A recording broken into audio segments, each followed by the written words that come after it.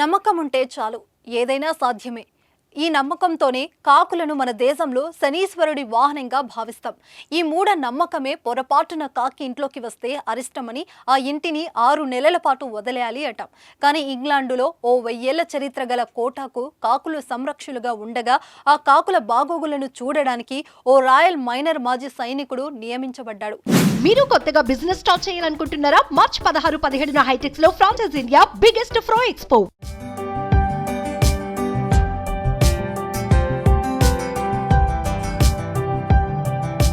అంతేకాదు, ఈయనకు విధి నిర్వహణలో సహాయకులుగా మరో 4 ఉద్యోగస్తులు ఉంటారు. ఇది ఇంగ్లాండు దొరల నమ్మకం. 56 ఏళ్ల రాయల్ మైనర్ మాజీ సైనికుడు మైకేల్ బార్నీ షాండర్లను జ్యోతిష శాస్త్రం ప్రకారం ఇంగ్లాండులో అతి ముఖ్యమైన కాకుల మాస్టర్ ఉద్యోగ బాధ్యతలను శుక్రవారం స్వీకరించాడు. థేమ్స్ నది తీరంలో గల 1000 ఏళ్ల కోట టవర్ ఆఫ్ లండన్ కు కాకుల సంరక్షకులుగా ఉండగా ఆ కాకులను కాపలా కాస్తూ వాటి యోగక్షేమాలను చూడడమే మైకేల్ కొత్త ఉద్యోగ బాధ్యత. ఈయన కింద మరో 4 సిబ్బంది ఉంటారు. కింగ్ విలియం I ఇంగ్లాండును జయించిన తర్వాత 1066లో ఈ కోటను నిర్మించారు.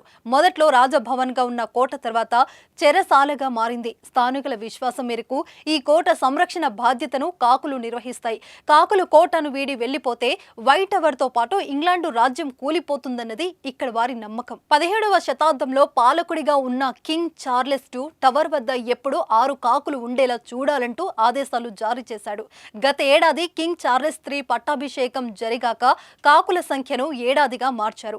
ఈ కాకులు ఎగిరిపోకుండా రెక్కలను ఎప్పటికప్పుడు అవసరం మేర కత్తిరిస్తూ ఉంటారు.